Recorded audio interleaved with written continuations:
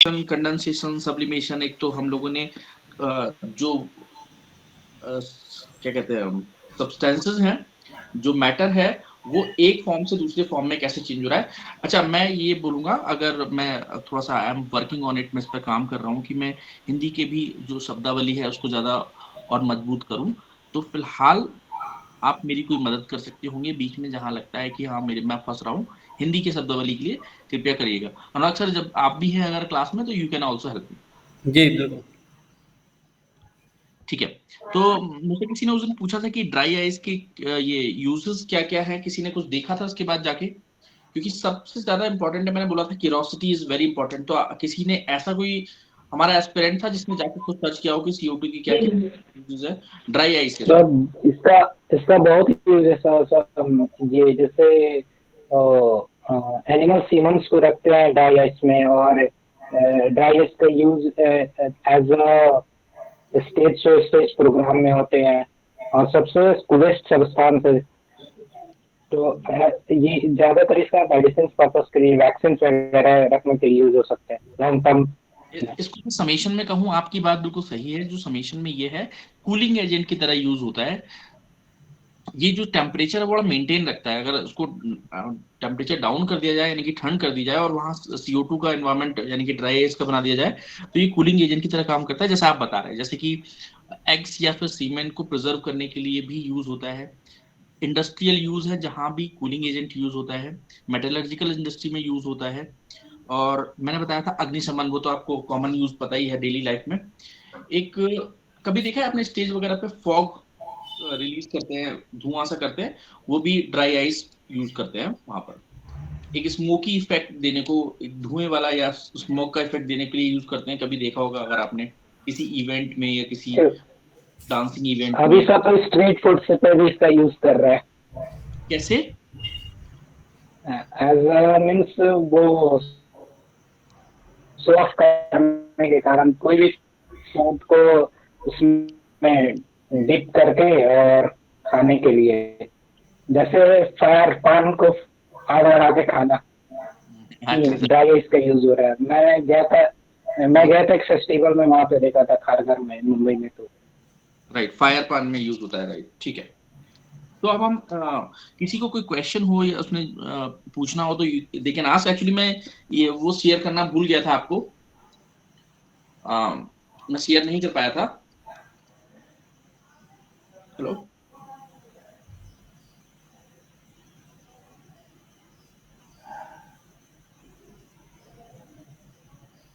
यार लगभग सारी चीजें समझ में आ गई थी एकदम। मेरी आवाज अभी रिवर्स तो नहीं कर रही है? दोबारा दोबारा क्यों आ रही है?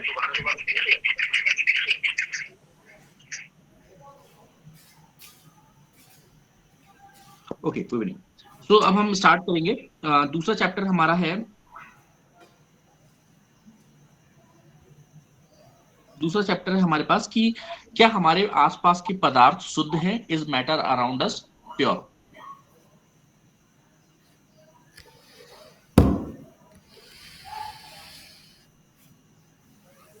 ठीक है। जरा मैं जानना चाहता हूं कि एक्चुअली शुद्धता से यहाँ पर आपका क्या मतलब है? कोई बता सकता है? साइंटिफिक लैंग्वेज में शुद्धता क्या होती है? जैसे अगर हम कहें कि हम शुद्ध खाना खा रहे हैं तो उसका क्या मतलब होता है? शुद्ध खाना क्या मतलब हो गया? Made up of one compound. Right, scientific जो टर्म है वो जिसलिए कि सब मिलावट। एक ही तरह के सिंगल टाइप ऑफ पार्टिकल से बनकर बना हो, जैसे फॉर एग्जांपल एक ही केमिकल नेचर का हो। जैसे कि उदाहरण के तौर पर हम कह सकते हैं कि वाटर H2O, तो उसका जो केमिकल कंपोजिशन है, जिस चीज से वो मिलके बना है, वो प्योर कहलाएगा। आम बातचीत भाषा में प्योर अलग होता है, हम कहते हैं कि कोई चीज एडल्ट्रेटेड या मिक्स ना की गई हो। जैसे शुद्ध घी है अगर मान लीजिए, तो घी जो है प्योर है, शुद्ध है, इसका मतलब उसमें कुछ मिलावट नहीं की गई है। बट साइंस के टर्म्स में अगर हम देखें तो शुद्धता का मतलब अलग होता है। शुद्धता का मतलब ये होता है, जैसे कि अभी किसी ने बताया, कि सिंगल टाइप ऑफ पार्टिकल से मिलकर बना होता है। ठीक है।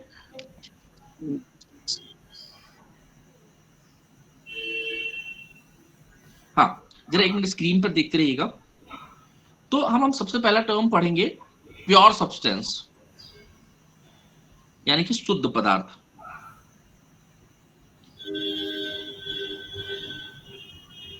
तो शुद्ध पदार्थ हो गया, मैंने कि जैसा कि बताया कि इसमें एक ही तरह के, आवाज सर आवाज आ रही है?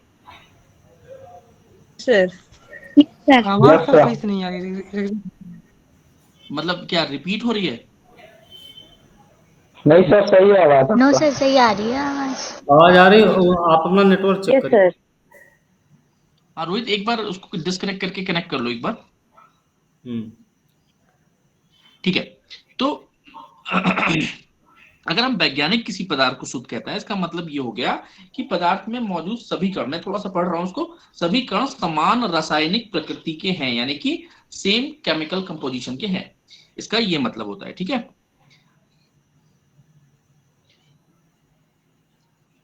इसका मतलब ये हो गया कि पदार्थ में मौजूद सभी कण समान रासायनिक प्रकृति के हैं, तो ये आपको ध्यान रखना है। ठीक है, अब हम आते हैं मिक्सचर पर, जिसको इंग्लिश में, हिंदी में कहा जाता है मिश्रण। मिश्रण क्या होता है?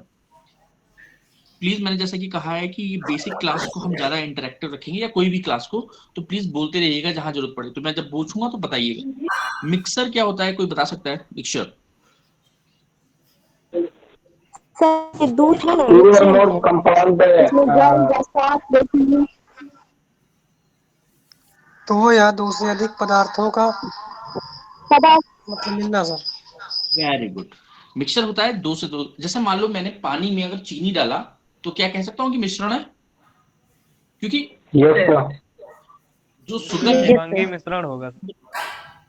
हाँ, उसका जो रासायनिक कंपोजिशन यानी कि केमिकल कंपोजिशन है वो अलग है, पानी का अलग है, दोनों को हमने मिलाया तो वो कहलाएगा मिक्सचर। अगर मिक्सचर देखेंगे तो आप दो तरह के होते हैं,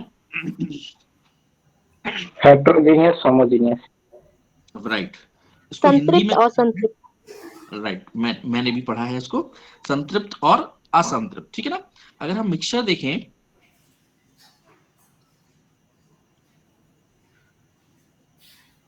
एक तो होता है होमोजेनस, एक होता है हेट्रोजेनस।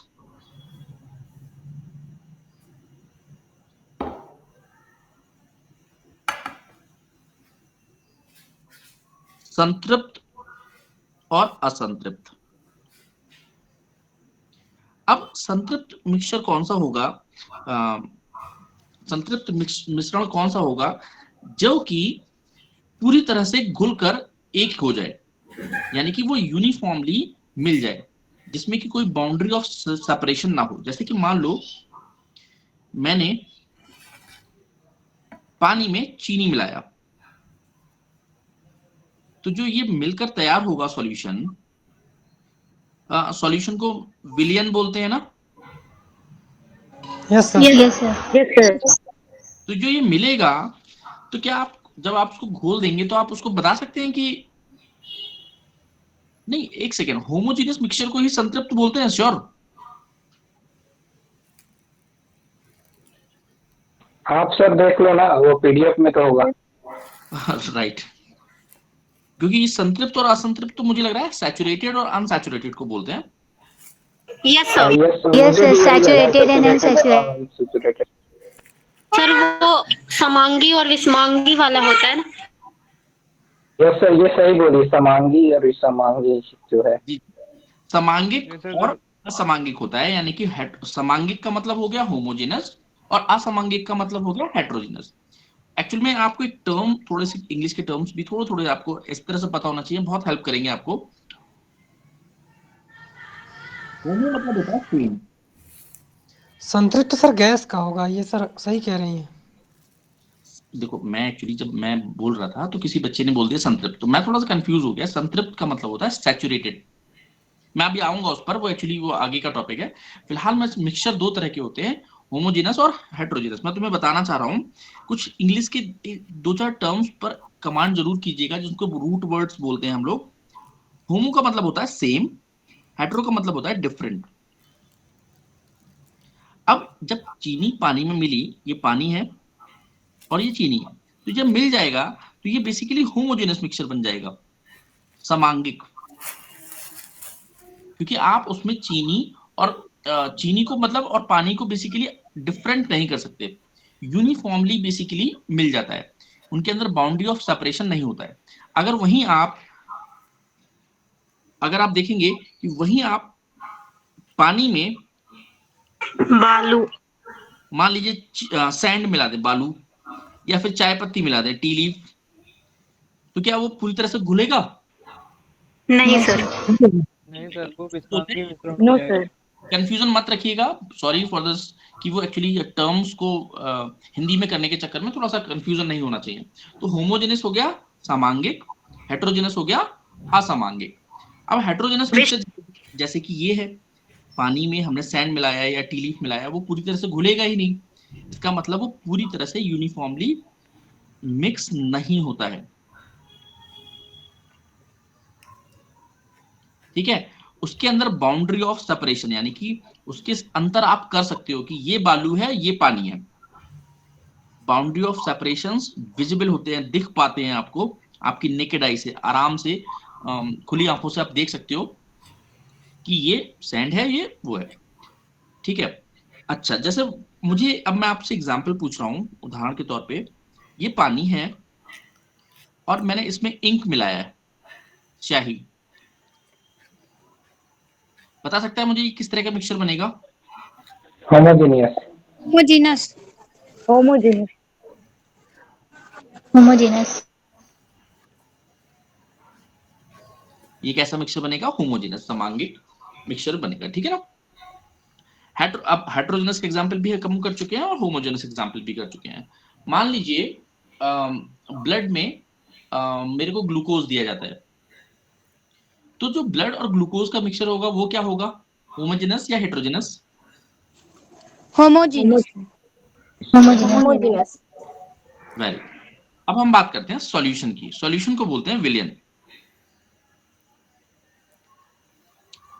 आप लोग पॉइंटर्स जरूर नोट करते चलिएगा, जब हम एक बार लास्ट में रिवाइज करेंगे तो पॉइंटर्स के बेसिस पे करेंगे। मैं किसी से भी पूछूंगा कि आप मुझे पॉइंटर्स बताओ, ठीक है। अब हम सॉल्यूशन यानी कि विलयन कर रहे हैं। सॉल्यूशन जब जो विलयन होता है उसमें एक चीज जिसमें हम मिलाते हैं उसको बोलते हैं सॉल्वेंट। जो चीज सॉल्वेंट, सॉल्यूट। सॉल्यूट, ठीक है। अब एक second, let me add blank page. अब हमें अगर समझना हो सैचुरेटेड सॉल्यूशन क्या होता है, अभी जो हम संतृप्त सॉल्यूशन और अनसैचुरेटेड, जो हम गलती से उस समय बोल गए थे,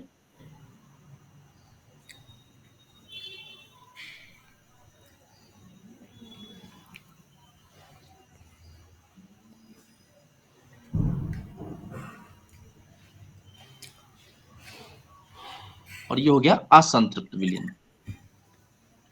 तो संतृप्त विलयन क्या होता है?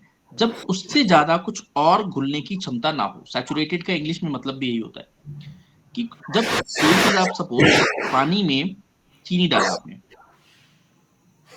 चीनी के क्यूब्स डाले, और जब ये आप उसको घोलोगे, घोलते रहोगे, घुलने के बाद एक पॉइंट ऐसा आएगा कि चीनी घुलना बंद हो जाएगी, उस पॉइंट को बोलेंगे सैचुरेशन पॉइंट, ठीक है। इसमें टेम्परेचर का भी रोल होता है। जैसे मान लीजिए सैचुरेटेड पॉइंट आ गया, अब क्या कर सकते हैं कि चीनी और घुल जाए? टेम्परेचर को इंक्रीज करके सुपर सैचुरेटेड बता सकते हैं। Very good Ankit, I think Ankit ने आंसर दिया।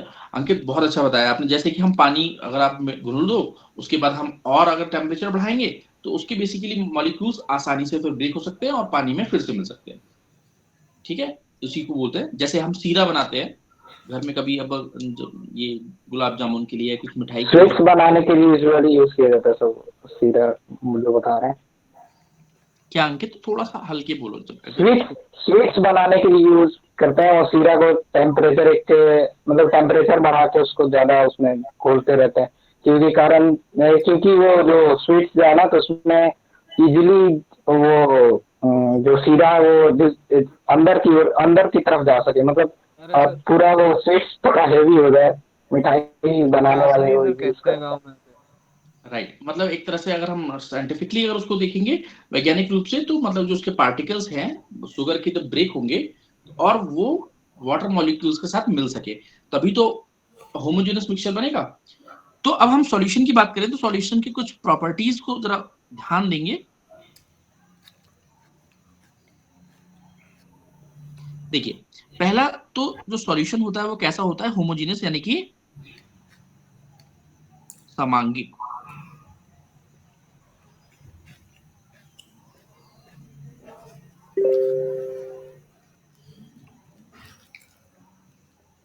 दूसरी बात, इसके जो पार्टिकल्स का साइज होता है, ये थोड़ा सा याद कर लीजिएगा, इसके जो पार्टिकल्स का जो साइज होता है यानी कि जो इसके कणों का जो साइज होगा वो होगा, छोटा होगा 10⁻⁹। कोई बता सकता है 10⁻⁹ मीटर को क्या बोलेंगे? एक nano. Nanometre, one nanometre. Right, ठीक है। और ये क्या नेकेड आंखों से देखा जा सकता है, खुली आंखों से देखा नो जा सकता sir, no no. No sir. है? नहीं, हमारी नो आंखें सर। हमारी नेकेड आई कितने से कितना देख सकती है, ह्यूमन आई, कोई बता सकता है एनीवन?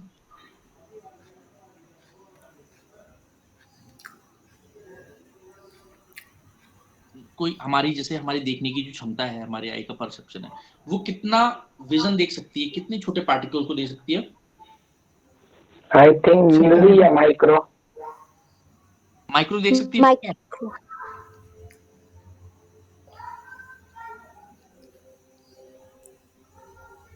हम 1/10 ऑफ मिलीमीटर तक देख सकते हैं। हाँ, रेकी कृष्ण कितना देख सकते हैं?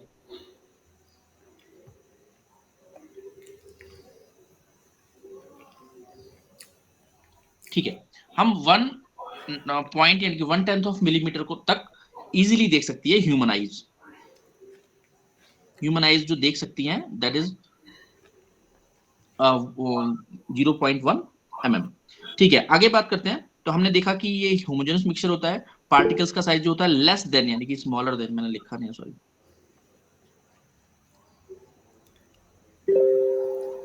ठीक है। अगर हम इसको फिल्टर पेपर से सेपरेट करने की कोशिश करेंगे, सपोज बीकर में हमने फिल्टर पेपर लगाया है ये, तो क्या ये सेपरेट हो जाएगा? नहीं होगा, फिल्टर पेपर से इजीली सेपरेट नहीं होगा। अच्छा, एक चीज, ये लाइट को स्कैटर करता है? नहीं करता। एक इफेक्ट होता है, अभी हम पढ़ेंगे आगे, लाइट स्कैटर नहीं करता है, इसका मतलब ये एक इफेक्ट प्रभाव होता है, उसको बोलते हैं टिंडल इफेक्ट। वो तो सर क्रिस्टलाइन सब्सटेंस होता है ना? क्या?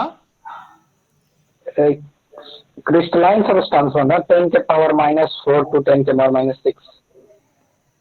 हाँ, नहीं, मैं ये फिलहाल अभी सॉल्यूशन के बारे में बता रहा हूँ, वो आप सही कह रहे हो, लेकिन मैं फिलहाल बता जो रहा हूँ वो सॉल्यूशन के बारे में बता रहा हूँ कि सॉल्यूशन के कुछ प्रॉपर्टीज। तो क्या लाइट स्कैटर कर पाता है? No actually sir. जो टिंडल इफेक्ट नो सर।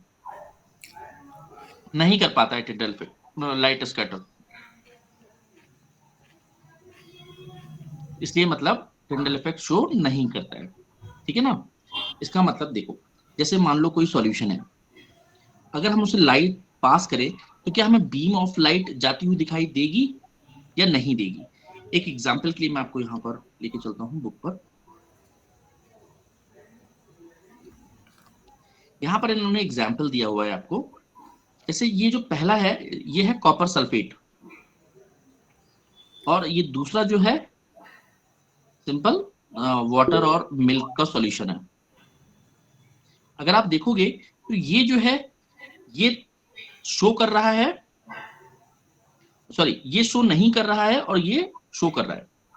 इसका मतलब आप, अच्छा टिंडल इफेक्ट क्या होता है, घर के एग्जांपल से बताता हूँ। कभी आपने देखा होगा जो खिड़की है, खिड़की में अगर छोटा सा कोई ऐसी सुराख होगा, तो कभी आप देखोगे दिन में अगर लाइट आ रही होती है, मतलब सनलाइट पड़ रही होती है, तो वो एक बीम ऑफ लाइट दिखाई देती है, और हमें उसमें कुछ गौर से देखोगे तो कुछ छोटे छोटे पार्टिकल्स मूव करते हुए दिखाई देंगे। Actually this is Tyndall effect, यानी कि जो बीम ऑफ लाइट है वो स्कैटर कर पा रही है और वो जो पार्टिकल्स हम उनको देख पा रहे हैं। ऐसे ही जो बीम ऑफ लाइट को देख पाने को हम टिंडल इफेक्ट कहते हैं। जैसे यहाँ पर आप देखोगे, मैं थोड़ा हिंदी में पढ़ लेता हूँ आपके साथ।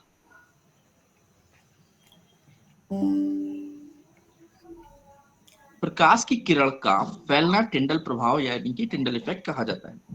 टिंडल नामक वैज्ञानिक ने इसकी खोज की थी। एक कमरे के छोटे से छिद्र के द्वारा जब प्रकाश की किरण आती है वहां पर हम टिंडल इफेक्ट देख सकते हैं, जैसा कि मैंने आपको बताया। कभी आपने देखा होगा कि बहुत घने जंगल है, अगर कैनोपी ऑफ फॉरेस्ट है बहुत ज्यादा, और उसमें सनलाइट अगर पास हो रही होती है तो उसमें से भी आप पार्टिकल्स देख सकते हो इजीली। इसी को हम टिंडल इफेक्ट बोलते हैं। मूविंग फर्दर, अभी हमने जो टॉपिक पढ़ा दैट वाज टिंडल इफेक्ट, और हम प्रॉपर्टीज पढ़ रहे थे सॉल्यूशन की। फिर से रिवाइज करते हैं। सॉल्यूशन की पहली प्रॉपर्टी ये है कि वो कैसा होता है, होमोजेनस। नेक्स्ट, पार्टिकल्स कितने बड़े होते हैं, स्मॉलर देन 10⁻⁹। और फिल्टर पेपर से क्या वो सेपरेट हो सकता है, अलग अलग हो सकता है, नहीं। लाइट स्कैटर करता है, नो, इसका मतलब टिंडल इफेक्ट भी शो करता है, नो। अगला हम पढ़ते हैं, उसको हम बोलते हैं सस्पेंशन।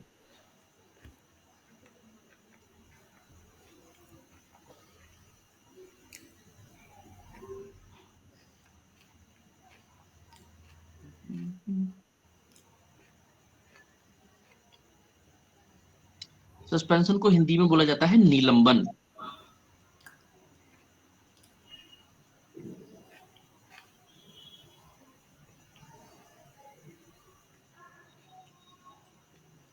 अगर हम सस्पेंशन की जब फिर प्रॉपर्टीज एक बार देखेंगे, सस्पेंशन कैसा होता है, हेट्रोजेनस मिक्सचर,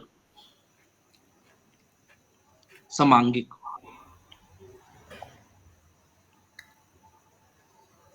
क्या हम इसको नेकेड आई से देख पाते हैं, यस। क्यों देख पाते हैं, क्योंकि इसके साइज कंपैरेटिवली बड़े होते हैं। इसके जो साइज होते हैं वो ग्रेटर देन 100 नैनोमीटर होता है। नेकेड आई से यानी कि खुली आंखों से देख विजिबल होता है, देख पाते हैं। अच्छा, ये जो होता है अनस्टेबल नेचर होता है, यानी कि अगर जैसे बालू में, मान लीजिए आपने पानी में बालू डाला, तो आप देखोगे कुछ देर बाद बालू जो है सेटल डाउन हो जाएगा, नीचे बैठ जाएगा, ठीक है। तो क्या ये फिल्टर पेपर से सेपरेटेबल है? अगर हम बीकर के अंदर फिल्टर पेपर, तो ये फिल्टर पेपर से, ये फिल्टर पेपर है, तो फिल्टर पेपर से किसी ने बताया कि हाँ ये हो जाएगा, यस, इट इज सेपरेटेबल, ठीक है।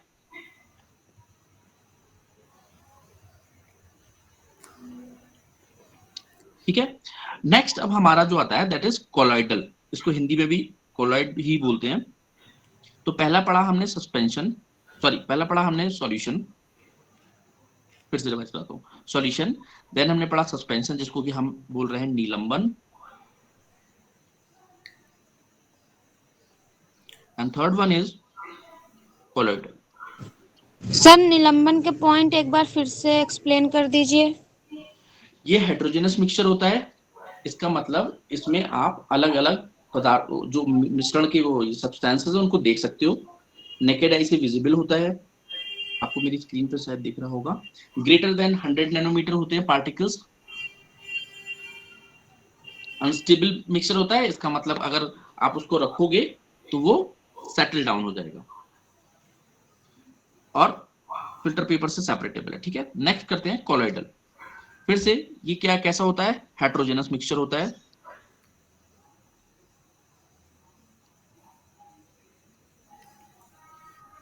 ये भी हम नेकेड आई से नहीं देख सकते,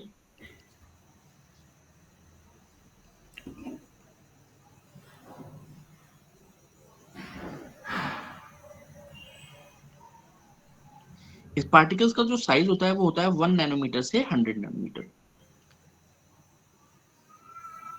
तो पहला जो हमने पढ़ा कि 1 नैनोमीटर से जो छोटा होता है उसको बोलते हैं सॉल्यूशन। फिर हमने पढ़ा जो 100 नैनोमीटर से बड़ा होता है उसको बोलते हैं सस्पेंशन, और 1 नैनोमीटर और 100 नैनोमीटर के बीच में जो होता है उसको बोलते हैं कोलॉइडल, ठीक है, कोलॉइडल सॉल्यूशन। फिर से हम बुक पे जाते जरा एक बार। इसको बोला जाता है कोलॉइड। आप जब एक बार मैं इसको ये आपके पास बुक होगी नहीं तो वील शेयर द पीडीएफ, तो आप उसको एक बार देख लीजिएगा, टर्म्स को देख लीजिएगा। कुछ टर्म्स आपको इंग्लिश में भी पता होना चाहिए और हिंदी में भी।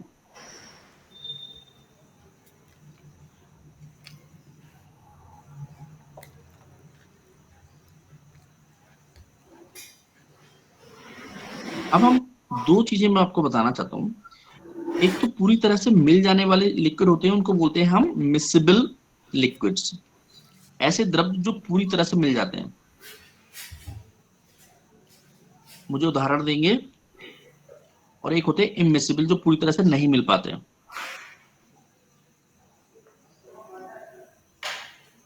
उदाहरण अंकित। sugar, water, miscible और immiscible में modes in water। ठीक है, मैंने बोला लिक्विड, सिर्फ द्रव बताना है मुझे, ऐसे दो द्रव जो पूरी तरह से मिल जाते हैं। इंक और वाटर एंड डिफरेंट डेंसिटी का कोई भी सा लिक्विड ले सकते हो, इमिसिबल हो जाएगा, जैसे petroleum and water. Very good, ठीक है। तो मिल्क एंड वाटर बताया इन्होंने एग्जाम्पल, पूरी तरह से मिसिबल है। और एक होता है जो डिफरेंट डेंसिटी यानी कि अलग अलग घनत्व के होते हैं, वो नहीं मिल सकते। जैसे एग्जाम्पल, पानी में सपोज हम तेल मिलाएं, चाहे पेट्रोल या डिफरेंट डेंसिटी का जो भी है, इमल्सन सर, इमल्सन होएगा ना। हाँ, तो वो इमल्सन बनेगा, तो वो मिल नहीं पाता है। ठीक है, क्योंकि अगर पानी में तेल डालोगे तो वो लेयर्स ही बनी रहेगी। जैसे कभी ऑयल स्पिल होता है, जब टैंकर्स जा रहे होते हैं ना समुद्र में, बड़े बड़े tanks, let me open this camera, जो बड़े बड़े टैंक्स पेट्रोलियम कैरी करके जब इधर से इधर जाते हैं, तो कई बार टेक्निकल प्रॉब्लम की वजह से वो स्पिल हो जाता है, यानी कि वो गिर जाता है, फट जाते हैं, कोई और रीजन की वजह से मतलब वो स्पिल हो जाता है। तो वो क्या होता है कि वहां पर लेयर बना देता है पानी के ऊपर ऑयल की। तो क्या बता सकता है कि ऑयल स्पिल एक बड़ी समस्या है? जब हम पढ़ेंगे कुछ समस्याएं। यस सर, ये वाटर में सर एक लेयर के कारण ऑक्सीजन की कमी, ऑक्सीजन सर कम होने लगता है, जिसके कारण जो वाटर इक्विटीज, जो वाटर एनिमल्स हैं या फिर एक्वेटिक जो प्लांट्स हैं, उनको भी दिक्कत होती है ब्रीदिंग में। बहुत बढ़िया अंकित, एक्चुअली बहुत बहुत अच्छा आपने एक्सप्लेन किया कि एक्चुअली लेयर जब बन जाती है ना, तो वो जो एक्वेटिक लाइफ है, चाहे वो फ्लोरा हो या फौना, यानी कि जो प्लांट्स हो या एक्वेटिक लाइफ जितनी भी है, जैसे मछली हुई या और भी जो एनिमल्स या फिर रहते हैं उस पानी के अंदर, वो क्या हो जाते हैं, ऑक्सीजन की कमी हो जाती है, क्योंकि वो ऑक्सीजन नहीं ले पाते। उसकी वजह से क्या प्रॉब्लम हो जाती है, लाइफ बहुत ज्यादा डिस्ट्रॉय होती है। तो ऑयल स्पिल एक बहुत बड़ी समस्या है। जब हम ग्लोबल कुछ इश्यूज डिस्कस करेंगे तो हम उसमें पढ़ेंगे। ठीक है, तो अब मुझे ये आपको ये बताना है कि हम इसको पृथक कैसे करते हैं, मतलब अलग अलग कैसे करते हैं। मैं जरा फिर से पीडीएफ पे जाता हूँ, मैं आपको कुछ यहाँ पर बताने की कोशिश करने के लिए ये देखिए। सर, अपकेंद्रीकरण द्वारा। अपकेंद्रीकरण बोला ना आपने? हाँ, अपकेंद्रीकरण द्वारा सर इसको पृथक किया जाता है। ठीक है, किसके बारे में सर पूछ रहे हैं? देखिए, अब जैसे मान लीजिए, मैं अभी एक आता हूँ, बहुत सारे अलग अलग मेथड्स अलग अलग चीजों के लिए यूज होते हैं। जैसे कि एक एग्जांपल है ये, ठीक है, एक एग्जांपल यहाँ पर ये है, सपोज लिक्विड सॉरी स्याही यानी कि इंक और वाटर मिक्स्ड है, तब कैसे वो अलग होगा। देखिए, सबके लिए एक फॉर्मूला तो यूज होगा नहीं, सबके लिए अलग अलग चीजें भी यूज होती हैं। तो अगर आप देखोगे, अगर इंक मिक्स होगी तो कैसे करेंगे हम उसको, क्या करेंगे, वाष्पीकरण के माध्यम से उसको अलग कर सकते हैं। ठीक है, एक बहुत कॉमन सी चीज है जो हमने बहुत यूज में देखी होगी अपने गांव क्षेत्र में, दूध से क्रीम को कैसे अलग करते हैं। एक मशीन सी देखी होगी वहां रखी हुई है, आपने क्या बोलते हैं उसको और क्या म्यूजिक लगता है उसके पीछे? सर मछली शायद उसको बोलते हैं। पायल क्या क्या बोलते हैं? नॉर्मल मछली सर, मछली उसे मत करके उसे दूध से क्रीम अलग की जाती है। वेरी गुड, उसको अभी किसी ने बोला था ना, अब केंद्रीय बोला था शायद ना? जी सर। सेंट्रीफ्यूग बोलते हैं उस प्रोसेस को, और उस मशीन को बोलते हैं सेंट्रीफ्यूजिंग मशीन। उसमें क्या होता है, वो जब इतनी तेज घुमाई जाती है तो डिफरेंट डेंसिटी के जो पार्टिकल्स हैं, ठीक है ना, वो अलग अलग हो जाते हैं। तो जैसे एक सेकंड मैं ये पढ़ना चाहता हूं ताकि क्लियर हो। कभी कभी द्रव में मौजूद ठोस कण यानी कि जो सॉलिड पार्टिकल्स है, फैट के जो पार्टिकल्स होंगे इतने छोटे होते हैं कि ये छनक पात्र से तो बाहर निकले, छनक पात्र से बाहर निकल आते हैं, ठीक है ना। यानी कि अगर कोई फिल्टर करेंगे तो आसानी से निकल जाएंगे। इन कणों को पृथक करने के लिए छनन विधि का प्रयोग नहीं किया जा सकता, ये तो क्लियर है। ऐसे मिश्रण को अपकेंद्रण यानी कि सेंट्रीफ्यूगेशन के द्वारा अलग किया जा सकता है। इस सिद्धांत के आधार पर जब तेजी से घुमाया जाता है तब भारी जो हैवी कण है वो नीचे बैठ जाते हैं और हल्के कण ऊपर आ जाते हैं। तो जो मशीन होती है इस तरह से कुछ होती है, उसको चलाया जाता है ऐसे करके, बहुत तेजी से चलाया जाता है। जैसे चलाया जाता है जब, तो जो हैवी पार्टिकल है वो नीचे बैठ जाता है, यानी कि फैट का पार्टिकल नीचे बैठ जाता है और जो लिक्विड है वो ऊपर ही रह जाता है। कहां कहां यूज होता है ये इंपॉर्टेंट है एक्चुअली। अब मुझे जरा किसी को पता है तो बताएं, सेंट्रीफ्यूगेशन का यूज कहां कहां यूज होता है? डायरी का जितना भी डायरी है उसमें यूज होता है। किसमें? डेयरी, डेयरी फॉर्म्स में? डेयरी फार्म जितने भी हैं। हाँ, डेयरी फॉर्म में तो हुई क्या, क्योंकि वो मतलब हम अलग करने के लिए यूज कर रहे हैं ना क्रीम को उससे। किसी को पता है लैब में जो यूरिन जाता है टेस्ट होने के लिए? यस लैब में ब्लड के लिए भी होते हैं। वो प्लाज्मा को सेपरेट करने के लिए बहुत हाँ, तेजी से उसको ब्लड को रोटेट किया जाता है। Very good. ये प्लाज्मा को अलग करने के लिए भी होता है। ये जो यूरिन यानी कि मूत्र होता है उसकी उसकी जांच में भी यूज होता है। और इसमें लिखा हुआ कपड़े धोने की जो मशीन, यानी कि हम जो घर में वॉशिंग मशीन यूज करते हैं, तो उसमें जो एक्चुअली मैं बड़ा छोटा था तो मैं बड़ा सरप्राइज होता था कि अभी कपड़े डाले और देखा तो पानी गायब विद इन अ मिनट। तो उसमें क्या होता है एक्चुअल में, वो कपड़े धोने की मशीन में भी जो यूज होता है वो यही प्रोसेस यूज होता है। वो इतनी तेजी से घूमता है कि वाटर को नीचे सेटल डाउन कर लेता है, ठीक है। इसलिए आप देखोगे कि ऊनी कपड़ों में जितना ज्यादा वाटर होगा ना पानी के अंदर, उतना ज्यादा जल्दी सूखेगा। आप ना जैसे कपड़ों को हल्का सा ऐसे निचोड़ के सुखाओ, उतना अच्छे से नहीं सूखेंगे। कपड़े में थोड़ा पानी डाल दो, वो ज्यादा अच्छे से सूखेंगे। आपने नोटिस किया होगा जो वूलन कपड़े होते हैं यानी कि जो ऊनी कपड़े होते हैं, जब हम उनको घुमाते हैं तो वो ज्यादा अच्छे से ड्राई हो जाते हैं, क्योंकि ज्यादा पानी कैरी करते हैं वो, ठीक है। अब हम बताएंगे कि दो इमिसिबल्स जो होते हैं, यानी कि दो जो मिल नहीं पाते हैं, जिनकी डेंसिटी अलग अलग होती है, उसको कैसे अलग करते हैं।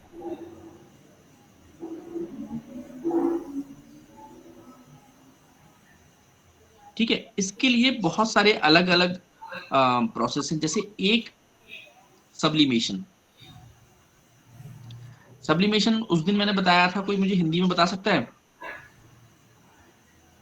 लिखो अभी है, बता दो देख के। ऊर्ध्वापातन। ऊर्ध्वापातन सर। Very good. तो आप देखोगे तो उसमें क्या होता है कि हल्का सा हम उसको वो देते हैं हीट, वो डायरेक्टली किस में चेंज हो जाता है, जो सॉलिड होता है, वेपर में से चेंज हो जाता है। हाँ, यानी कि वो लिक्विड ना चेंज होकर डायरेक्टली, इसी को तो सब्लिमेशन बोलते हैं, तो डायरेक्टली चेंज हो जाता है। कुछ हम प्रोसेस है अमोनियम क्लोराइड का तथा नमक का पृथक्करण करना हो तो हम इस प्रोसेस से करते हैं। कपूर का भी सेम प्रोसेस है। हाँ, कपूर का भी, कैम्फर का भी हम उसी से करते हैं, ठीक है। कुछ को जो कुछ आसवन की विधि से भी अलग होता है। कोई बता सकता है आसवन की विधि क्या होती है? सर इसका इंग्लिश बता दीजिए। क्या? हाँ इसका इंग्लिश में मतलब सर क्या आसवन को क्या बोलते हैं मैं अंग्रेजी में? मैं बता रहा हूँ, मुझे आप बताओ कि कौन बताएगा मुझे। Distillation. Yes sir different temperature पे जिसका सर जिस जो सर लिक्विड से वेपर में चेंज हो जाए डिफरेंट टेम्परेचर पे उसको सर डिस्टिलाइजेशन से अलग करते हैं, जैसे पेट्रोलियम हो गया। Very good. जैसे कि फ्रैक्शनल डिस्टिलेशन के माध्यम से पेट्रोलियम अलग होता है।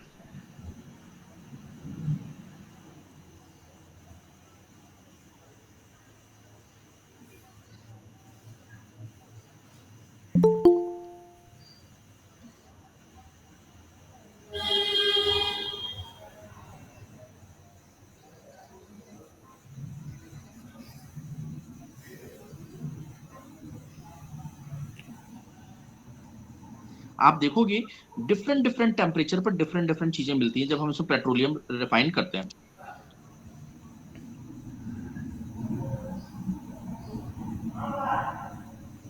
एक सेकंड आपका ध्यान आकर्षित करना चाहूंगा।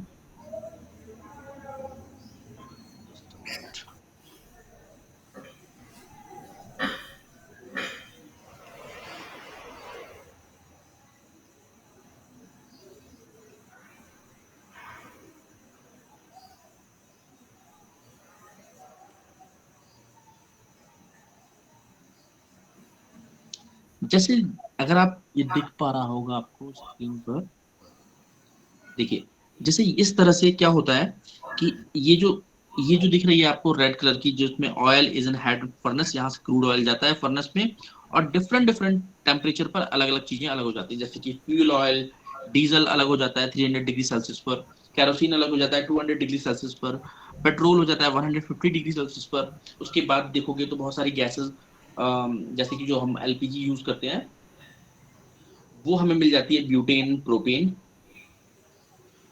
डिफरेंट 20 डिग्री सेल्सियस पर। और भी आगे बहुत सारी चीजें मिलती हैं। जैसे नीचे देखोगे बहुत ज्यादा हाई टेम्परेचर पर हमें मिलता है लुब्रिकेटिंग ऑयल, पैराफिन बैग्स, एस्फेल्ट, और बहुत सारी ऐसी चीजें, ये पेट्रोलियम जेली सुना होगा आपने, ये सब चीजें हमें इस टेम्परेचर पर यहाँ पर अलग होती दिख जाती हैं। ठीक है,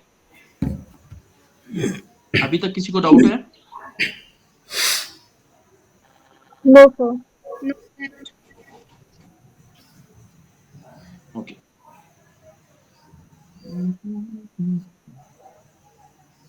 ठीक है। हमें देखो एक चीज, I think I miss something, कुछ यहाँ पर मैंने एक क्रोमेटोग्राफी, एक वो होती है, कोई जानता है क्रोमेटोग्राफी क्या होता है?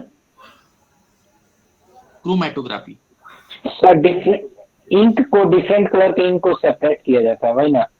हाँ वो तो ठीक है, मतलब वो तो आपने मतलब मुझे उसका यूज बता दिया। मैं आपसे जानना चाहता हूँ कि ये क्या बोलते हैं?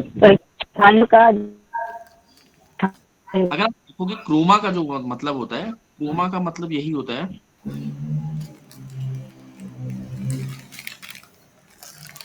क्रोमा का मतलब एक्चुअली होता है कलर। डिफरेंट कलर के बेसिकली जो वो होते हैं, क्या कहते हैं, पदार्थ होते हैं, वो उसमें अलग अलग हो जाते हैं। ठीक है ना, उसको बोलते हैं क्रोमेटोग्राफी। अब आपका होमवर्क ये है, मुझे बताना है कि क्रोमेटोग्राफी के माध्यम से क्या क्या चीजें अलग होती हैं। अभी भी अगर किसी को पता है तो बता सकते हैं। जैसे सर 2-3 कलर के जो पेंट्स हैं, या फिर कोई भी पेंट्स हो गया उसमें सर कोई कलर मिक्स हो गया हो, कलर हमें नहीं चाहिए, उसको निकाल सकते हैं। राइट, जैसे अगर आप देखोगे कि ना जो ब्लड में ड्रग्स, अगर कभी हम जैसे जो फॉरेंसिक्स में जाती है, रक्त के वो जाते हैं ना, तो उसमें भी हम ड्रग्स को, जो पार्टिकल्स को अलग करते हैं, तब भी हम क्रोमेटोग्राफी के माध्यम से अलग करते हैं।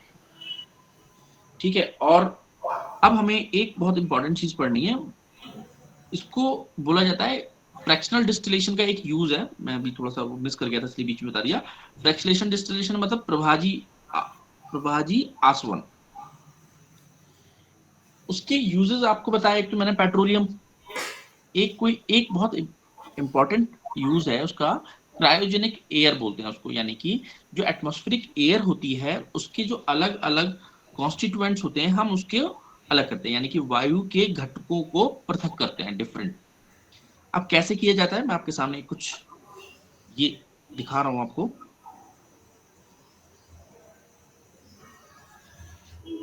देखिए यहां से वायु जाती है छनकर, और ये ऐसे जाती है, फिर यहाँ पर टेम्परेचर हाई होता है, गर्म वायु हो जाती है, नीचे से जमा हुआ शीतल जल निवेश करता है। यानी कि टेम्परेचर डिफरेंट करने पर क्या होता है, यहाँ पर अलग अलग हमें चीजें मिलनी शुरू हो जाती हैं। एक जगह देखोगे तो यहाँ पर शुष्क बर्फ के, यानी कि ड्राई आइस भी यूज हो रहा है। तो अगर आप नोटिस करोगे तो यहाँ पर बहुत सारी चीजें अलग अलग टेम्परेचर पर अलग होती हैं। जैसे कि नाइट्रोजन, यहाँ पर आर्गन अलग होगा। ऐसे ही जो यहाँ पर देखिए द्रवीय ऑक्सीजन, यानी कि लिक्विड ऑक्सीजन जो होता है वो मिल जाता है हमें। तो ये बहुत इंपॉर्टेंट है, क्योंकि इससे हम वायु के जो घटकों को अलग अलग उसमें हम अलग कर पाते हैं और हम अपने जो इसके मेडिकल यूजेस हैं या फिर नॉर्मल बहुत सारे इसके साइंटिफिक यूजेस हैं, हम उसको उसके लिए प्रयोग में ला सकते हैं।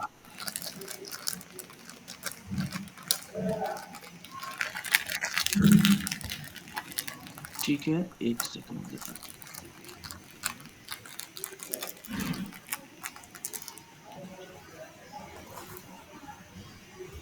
अभी तक किसी को कोई प्रॉब्लम तो नहीं है, मतलब कोई ऐसा टॉपिक तो नहीं जिसको समझ में नहीं आया हो?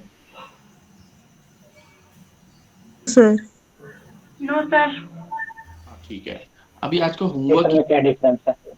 आपको होमवर्क ये है, इसमें एक आपको डायग्राम दिख रहा होगा, जैसे वाटर को किस किस मेथड से, मैं यही नहीं आपको पढ़ना है, जस्ट एक्सप्लोर करना है, वाटर को किस किस माध्यमों से हम प्योर कर पाते हैं, क्या क्या मेथड्स यूज करके। ठीक है, एक चीज मुझे आप ये भी बताएंगे, जैसे जल की समस्या बोला जाता है, जल की समस्या बढ़ रही है, पोर्टेबल वाटर कम होता जा रहा है, जबकि हमारे पास ओशन में तो बहुत ज्यादा वाटर है, इनफ वाटर है।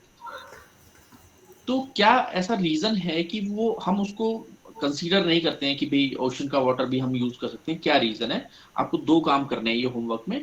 पहला तो ये पता करना है कि प्योरिफिकेशन के मेथड्स क्या क्या हैं वाटर के, और ये पता करना है आपको, ये एक्सप्लोर करना है, फाइंड आउट करना है गूगल के माध्यम से कि जो ओशन का वाटर है हम उसको मतलब मेन सोर्स ऑफ वाटर क्यों नहीं ले पाते। और आपको तो पता है कितना वाटर है हमारे पास, कोई परसेंटेज में बता सकता है? अच्छा, क्वेश्चन दूसरा है, हमारे जो पृथ्वी है उसका कितना परसेंट? 71%। रफली 71%। कुछ फ्रोस्ट की फॉर्म में है, मतलब बर्फ की फॉर्म में है, परमाफ्रॉस्ट की फॉर्म में है, बिल्कुल कई सदियों से वो बर्फ बना हुआ है, लेकिन remaining amount, large amount of water is present in ocean. तो वो क्या रीजन है कि हम उसको कंसीडर नहीं कर पाते हैं कि वो मेन सोर्स ऑफ वाटर है? ये आपको दोनों काम करना है। नेक्स्ट क्लास में हम मिलेंगे तो हम इसके आगे कंटिन्यू करेंगे। इसमें बहुत एक दो चीजें मुझे बतानी है आपको नेक्स्ट क्लास में। I think next chapter is,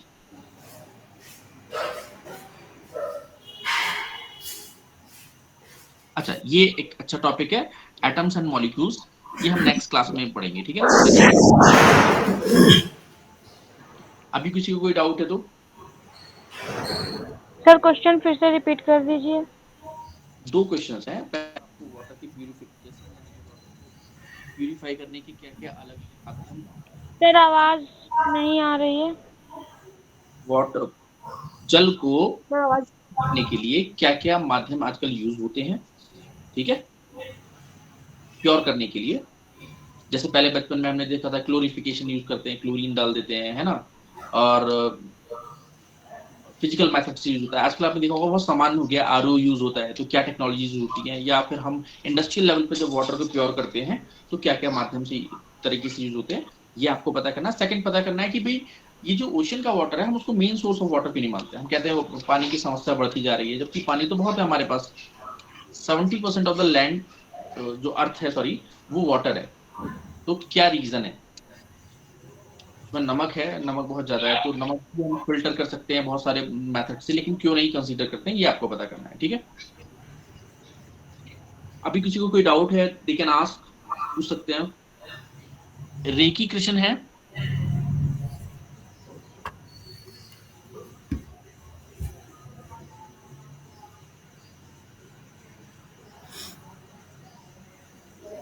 पायल, आपको कुछ पूछना है? No sir. ठीक है, अंकित? सर मेरा ये जो टॉपिक्स है वो पढ़ाया नहीं है, मेरा आउट ऑफ टॉपिक डाउट था। क्या डाउट था? थोड़ा आवाज कट रही है। मेरा टॉपिक से सर डाउट नहीं है, ये मेरा डाउट था फ्रैक्शनल डिस्टिलेशन और स्टीम डिस्टिलेशन में डिफरेंस क्या है? फ्रैक्शनल डिस्टिलेशन और डिस्टिलेशन में? Steam distillation. स्टीम डिस्टिलेशन, अच्छा, डिस्टिल्ड वाटर पिया है आपने कभी? Yes sir. बहुत सिंपल प्रोसेस है, पानी को गर्म करते हैं, ठीक है, ऊपर आप घर पे कर सकते हैं। हमने गैस जलाई, पानी रखा, वाटर जो ऊपर इकट्ठा होता जा रहा है, basically it is a kind of a distillation. Actually में क्या करते हैं, अगर इंडस्ट्रियल डिस्टिलेशन फॉर्म देखोगे तो पाइप से वही जो वेपर्स हैं वो कन्वर्ट होके इकट्ठा हो रहा होता है, उसको डिस्टिलेशन बोलते हैं। तो वो स्टीम डिस्टिलेशन हो गया, सिंपल जो हम घर पे भी जो भाप होती है वो। So use क्या है? यूज क्या है? Yes sir. मतलब देखिए, जो फ्रैक्शनल डिस्टिलेशन है उसको हम कहाँ यूज करते हैं, मैंने आपको बताया क्रायोजेनिक एयर, यानी कि जो एयर के अलग अलग कॉन्स्टिट्यूएंट्स हैं उनको हम पृथक करने के लिए यूज करते हैं। ऐसे ही हम पेट्रोलियम को अलग अलग टेम्परेचर पे अलग अलग पदार्थ पाने के लिए यूज करते हैं, जो हमें पेट्रोल, डीजल, कैरोसिन, गैसोलीन या फिर ये एस्फाल्ट जो भी मिलता है हमें। आप पूछ रहे हो कि स्टीम डिस्टिलेशन के क्या क्या यूजेस हैं। सबसे पहले तो डिस्टिल्ड वाटर का जो कॉन्सेप्ट था वो यही इसी तरह से होता है, क्योंकि अगर कोई पार्टिकल होगा, जो स्टीम होती है ना वो बेसिकली सबसे प्योरेस्ट फॉर्म होती है। आप कुछ भी हल्का सा मिला भी दोगे, आप देखोगे स्टीम जो आ रही है ना वो बहुत ही मतलब that will be the purest form. इसीलिए ना रेन वाटर को सबसे प्योरेस्ट फॉर्म ऑफ वाटर बोला जाता है। ठीक है, तो यूजेस इसके इंडस्ट्रियल यूजेस हैं, लेकिन स्टीम डिस्टिलेशन के बहुत ज्यादा जगह यूज में नहीं आता है, बस सिंपल सामान्यता तो यूज में होता ही है। Okay sir. Thank you sir. ठीक है, नेक्स्ट क्लास में वी विल कंटिन्यू। इसको एक बार पढ़ लीजिएगा। मैं ये वाली, इसमें मैंने कुछ ज्यादा लिखा नहीं है, लेकिन पहले वाली और ये पीडीएफ मैं दोनों शेयर कर दूंगा सर के साथ, वो आपको ग्रुप में शेयर कर देंगे। ठीक है, have a nice day. Okay sir, remaining day. Thank you sir. Have a Thank good you, day. Thank you sir. Take thank care. You so much sir. रेकी, थैंक यू।